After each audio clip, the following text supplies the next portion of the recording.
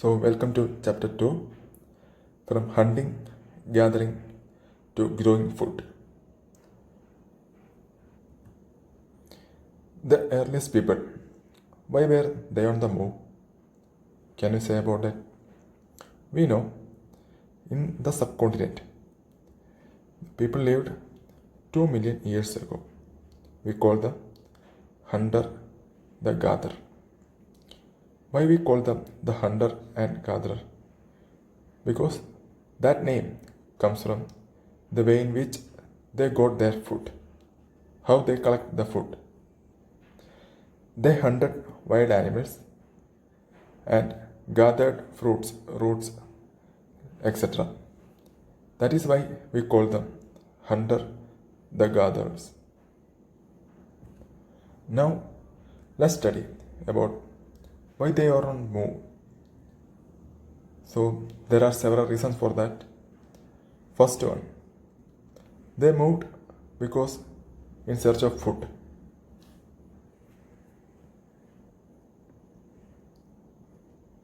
Search of food. It is the first reason. That is why they moved. Because if we stay at one place, they would have been eaten up all the available plants and animals resource. So they need to move in search of food. The second one is because they hunted animals. So when animals moves from one place to another place, they also moved. That is, they followed the animal. They followed the animal.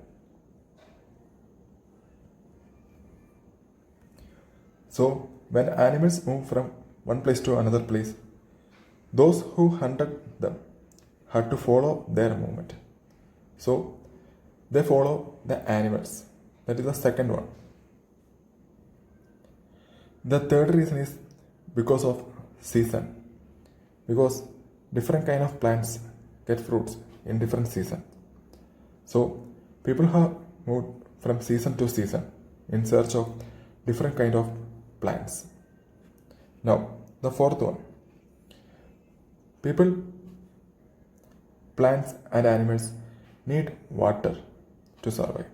So, in search of water, they moved. Water is found in lakes, streams and rivers. So, they moved into different places in search of water. Now, let's study how do we know about these people?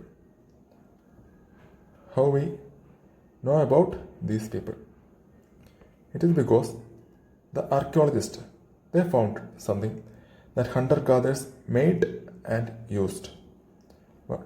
It used tools of stones, wood and bone. We know the stone tools have survived best. Rather than the wood and bone, the stone tools have survived the best. So, now we need to study what are the uses of these. These stone tools that it used to cut meat and bone, scrap bark, chop fruits and roots. Maybe they can be attached to handles of bones or wood so that it will make as a spears and arrows for hunting. It will help them for hunt. And can be used for chop wood, which can be used as a firewood, so that they get a source of light and fire. So in this picture, we can example as a stone tool is used for digging, like for digging to collect roots, like something other activities. It can be used for dig and also for stitching the clothes made of animal skins. Now we are studying about choosing a place to live in, how they choose the place. So, all the places marked with red triangles are sites from which archaeologists have found evidence of hunter-gatherers. So, let's look at that. There is one, Pimpeka, it is on Madhya Pradesh. Here, there is Kurnool Caves, it is on Andhra Pradesh, and Hansgi. So, what are the commons with all these sites. Many sites were located near source of water, such as rivers and lake. We know we need water and food to survive. So, many places where they live is near to water or located near source of water such as rivers and lakes. And another thing is, we know they use stone tools. So, they need to good quality of stone. To make tools, they need good quality of stone. So, they live in the place near where we get a good quality of stones that is easily available. Now, let's study about Bhimbeka. In present day Madhya Pradesh, this is an old site with caves and rock shelters. People choose these natural caves because they provided shelter from the rain, heat and wind. These rock shelters are close to the Narmada Valley. We can find that is Bhimbeka. It is here. It is close to the Narmada River, that is Narmada Valley. This is a painting from the rock shelter. This painting shows wild animals drawn with great accuracy and skills. Now let's study about sites. Sites are the places where the remains of things were found. These were made, used and left behind by the people. We know they made stone tools and they used for hunting or gather food and they left behind. And these may be found on the surface of the earth or buried under the earth or sometimes even underwater. Now let's find out about fire. Find the Kurnool caves on map 2. So here is the Kurnool caves. It is on Andhra Pradesh. We find traces of ashes here, which suggests that they used fire. In the Kurnool caves, the traces of ashes have been found here, and it suggests that the people were familiar with use of fire.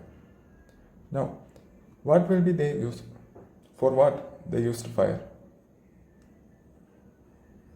Now, can we say how they used the fire? What are the uses? It can be used as a source of light. They need light, so fire can be used for light. To roast meat, it can be used to roast meat and to scare away animals. So the uses are as a source of light, to roast meat and to scare away animals. Now let's find out some about names and dates.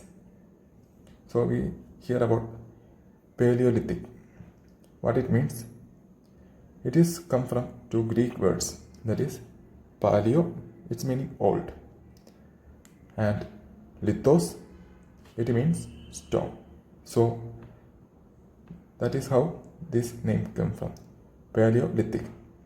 And that period, that Paleolithic period, it extends from 2 million years ago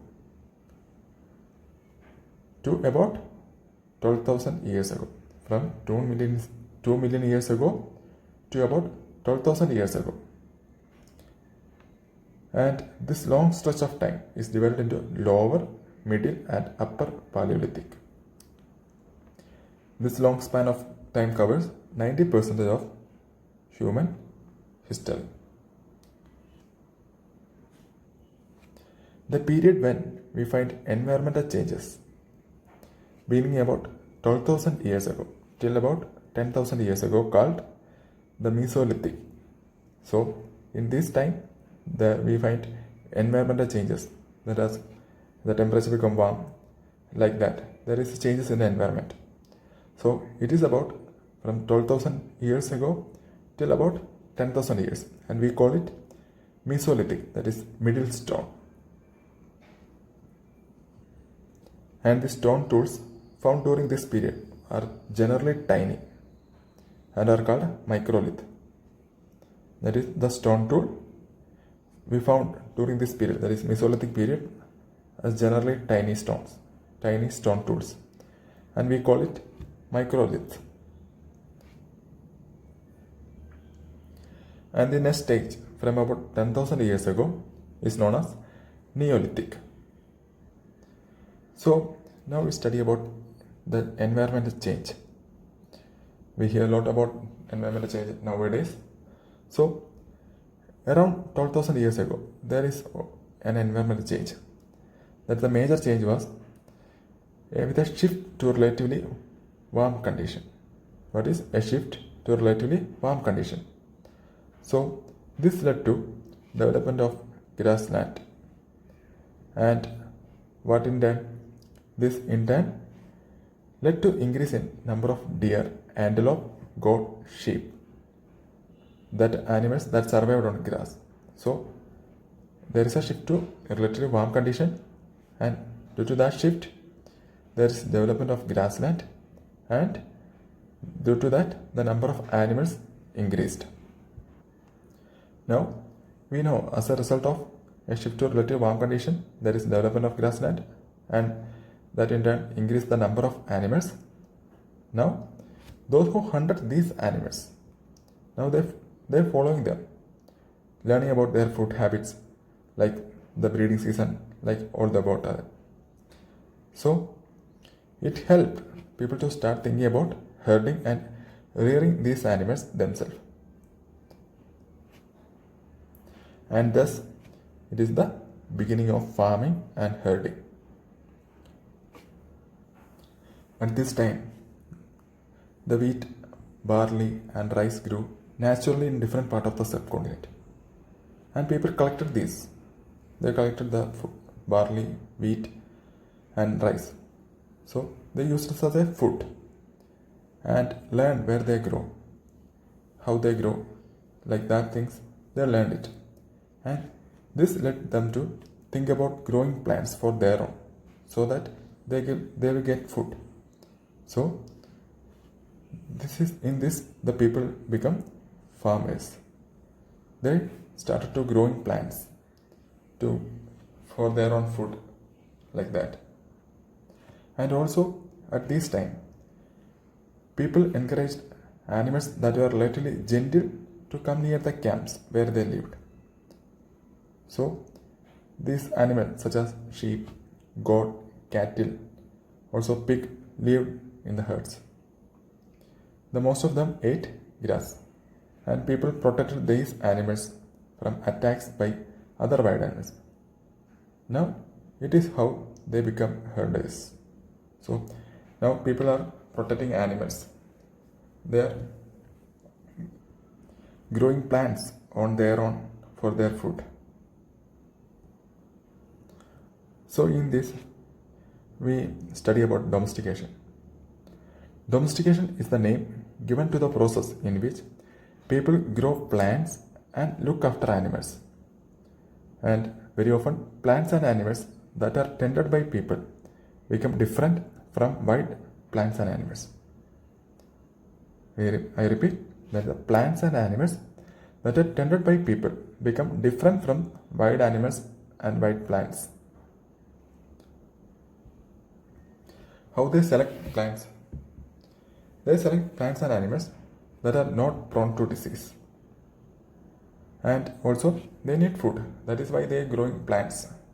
So they select that are not prone to disease and that yield large size grains and have strong stalks capable of bearing weight of the ripe grain. The examples are wheat, barley.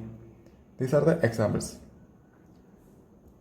And for animals that are relatively gentle, they select those animals for domestication that are relatively gentle. And among animals, those that are relatively gentle are selected for breeding. As a result, gradually domesticated animals and plants become different from wild animals and plants. And for an example, how they differ from wild animals, the domesticated animals become different from wild animals, we can see in this picture. The teeth and horn of wild animals are usually much larger, like this. It is much larger than those of domesticated animals. The earliest domesticated animals include sheep, goat, etc. Have you seen how plants are grown? They don't grow overnight. That it takes times. So if you plant a seed to grow, it may take several days or week or month, etc.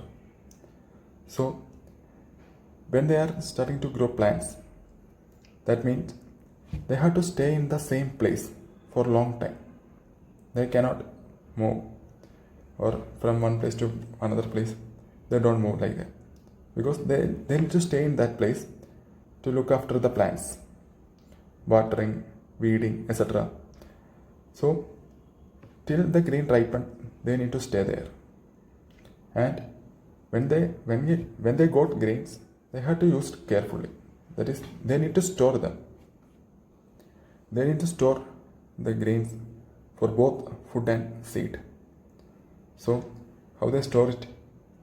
They began to make large clay pots or wool basket or dug pits into the ground to store food and seed. Next, we are going to see about rearing animals. We know animals, they multiply naturally.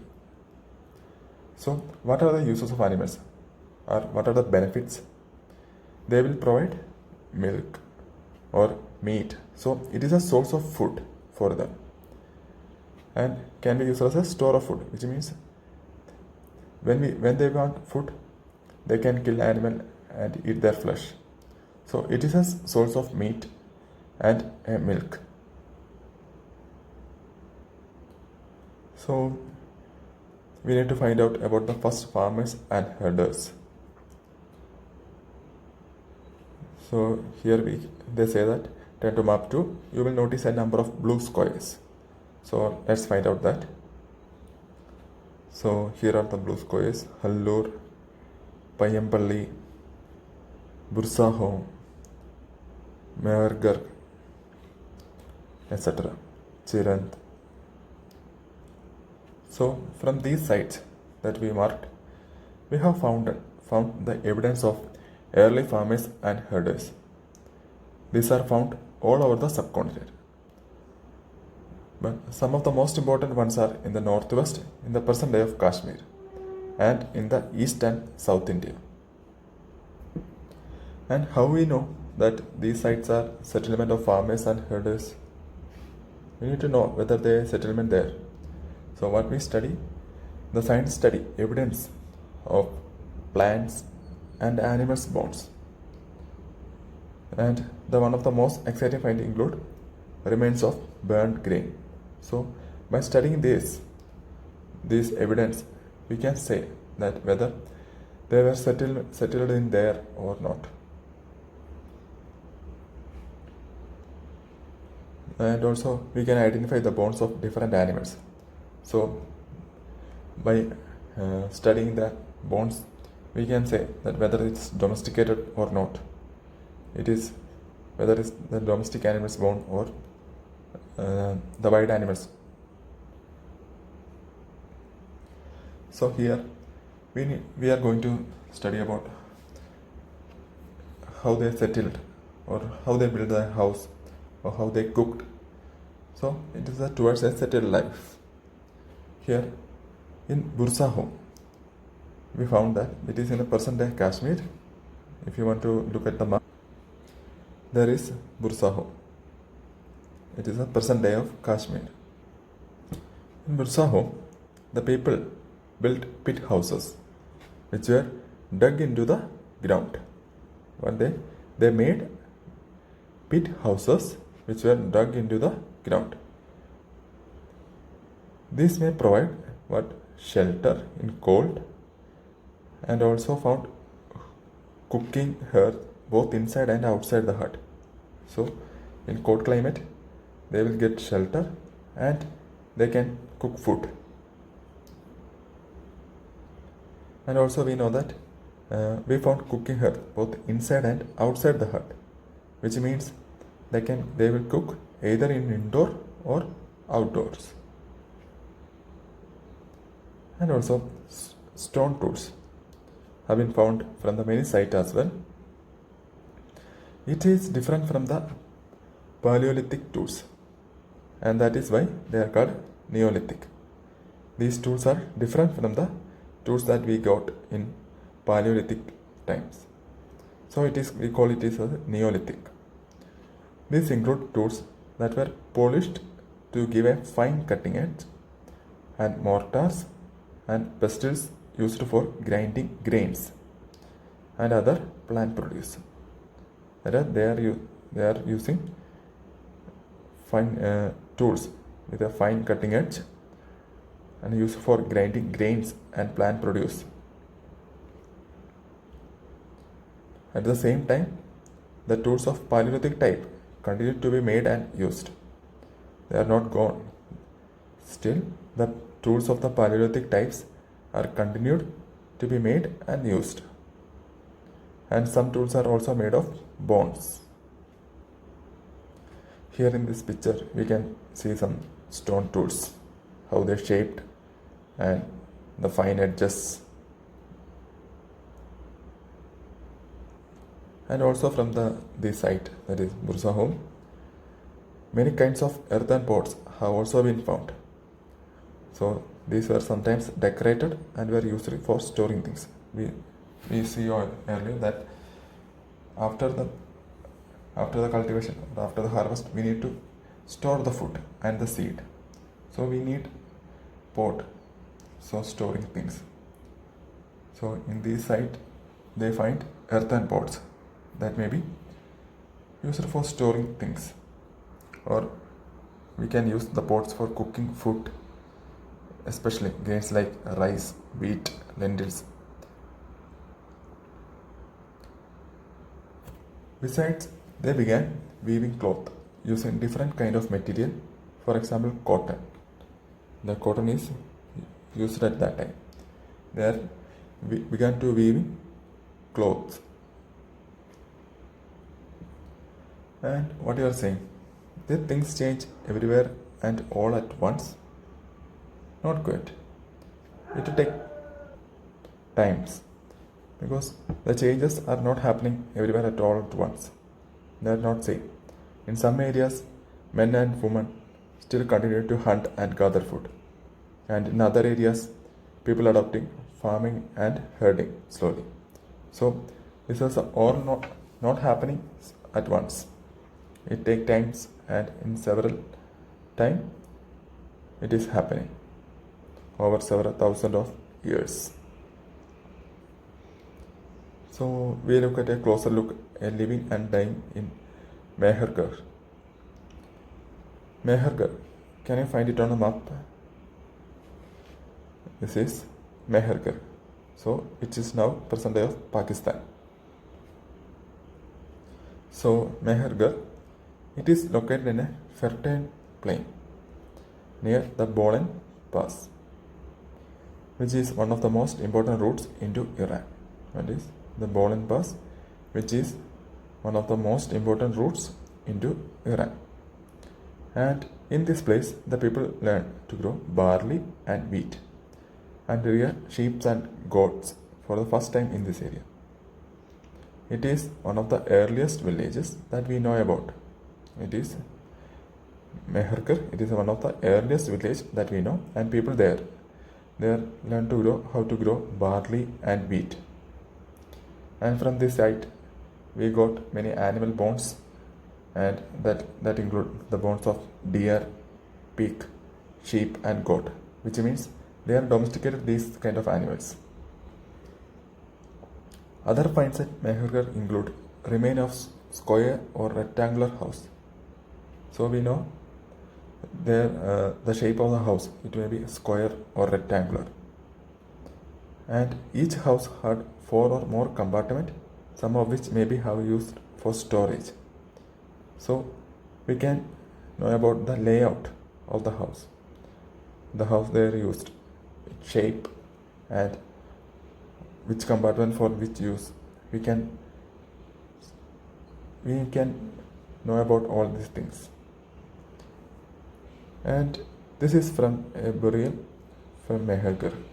Can you see? When people die, their relatives and friends generally pay respect to them. People look after them, perhaps in the belief that there is some form of life after death. So, burial is one such arrangement. So, several burial sites have been found at Mehergar. And in one instance, the dead person was buried with goats, which are probably meant to serve as a food in the next world. So they believe that there is life after death. That is why they are buried with goats, which probably mean to serve as a food in the next world. In this picture, we can see that there is a man or a woman, we don't know, and there is some bones of goats. So they are buried the goats with them, so that it can serve as a food in the next world.